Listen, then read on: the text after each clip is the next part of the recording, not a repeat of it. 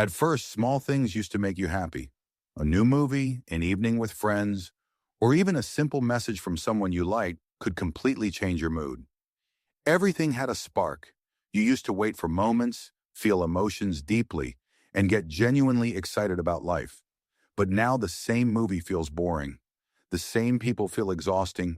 The same jokes are no longer funny, and life itself feels strangely empty. From the outside, you still look the same, but inside, something feels missing. The worst part is that you cannot even explain what the problem is. You tell yourself maybe you changed, maybe life became like this, or maybe everyone feels the same way.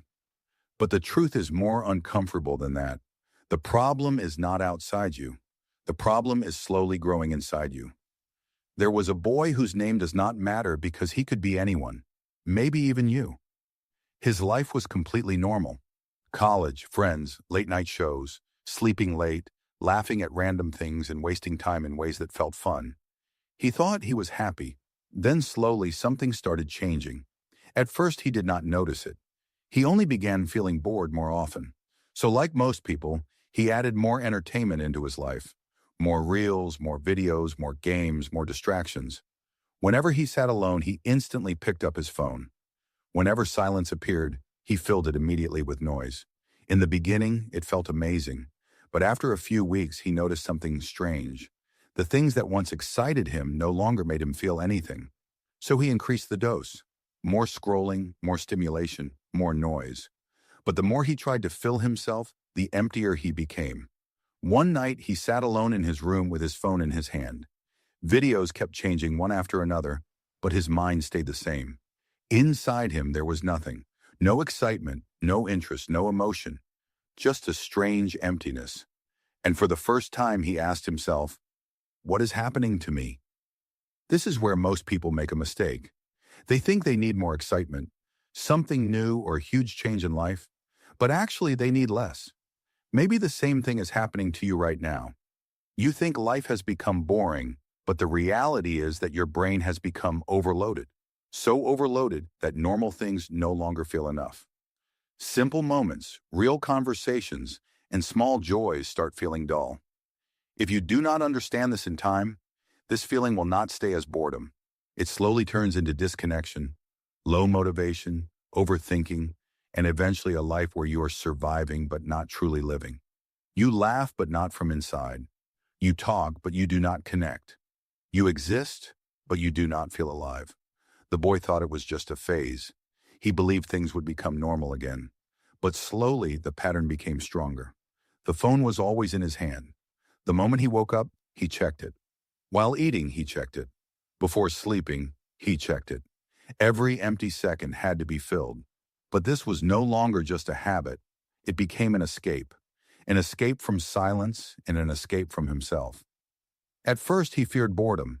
Now he feared being alone with his own mind. One evening, he sat with his friends while everyone laughed and joked around.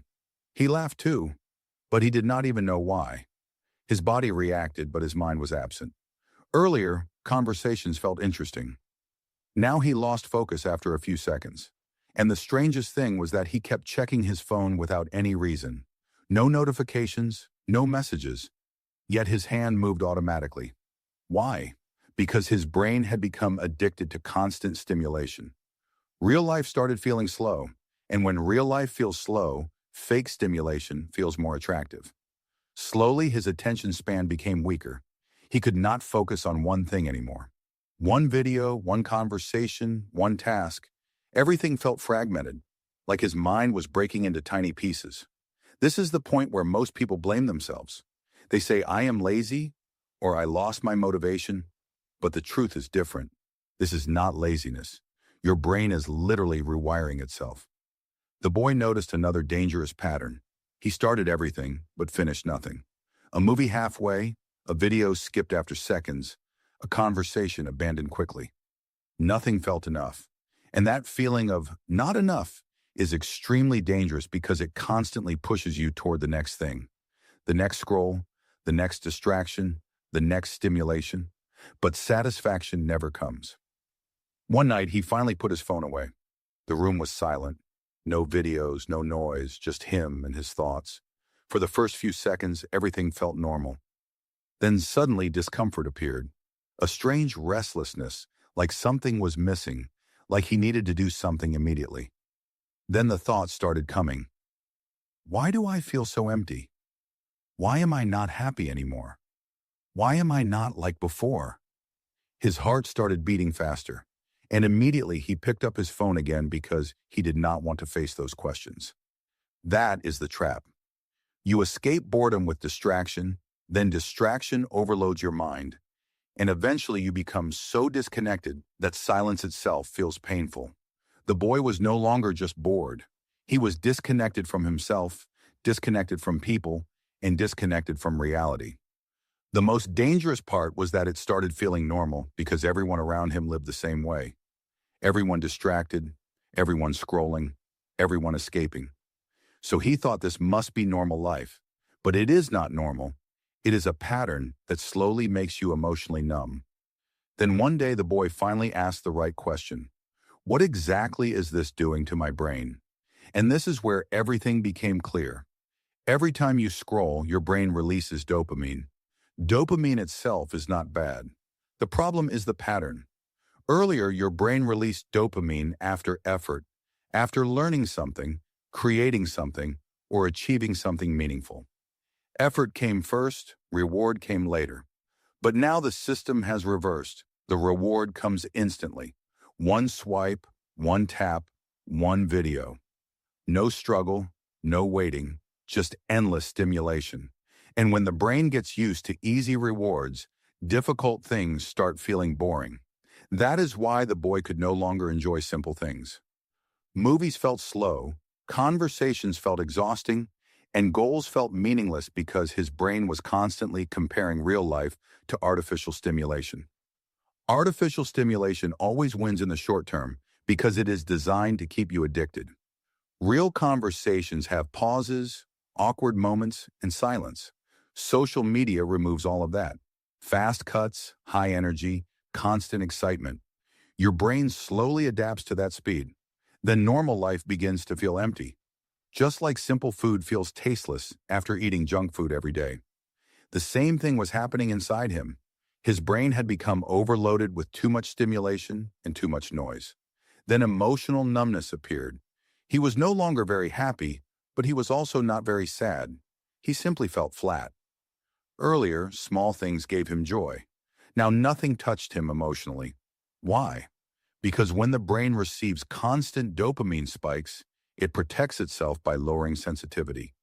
That means normal emotions stop feeling powerful. This is the core of addiction. Normal life no longer satisfies you, so you search for stronger stimulation again and again.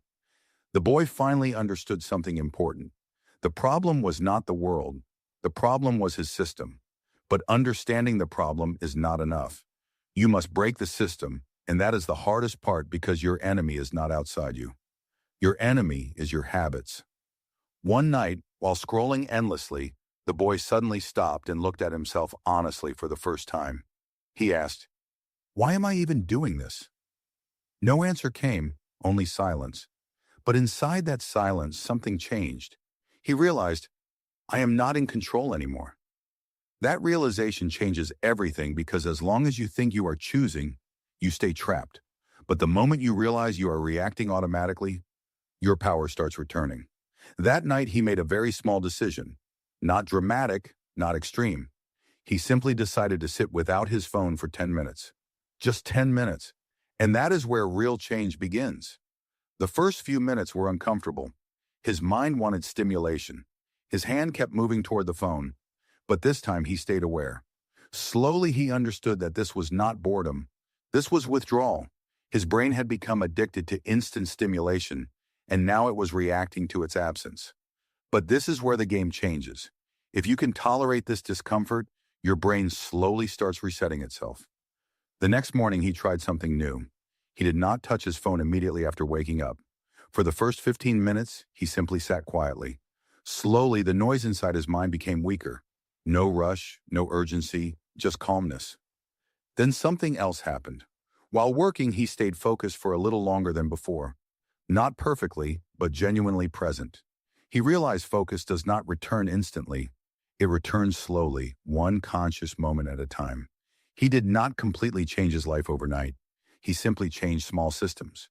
Keeping the phone away while working, turning off notifications, watching intentionally instead of endlessly scrolling, checking social media only a few times a day.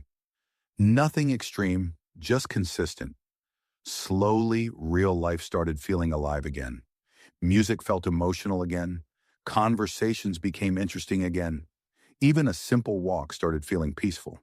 Most importantly, he started feeling himself again. Not overly excited, not emotionally numb, just real.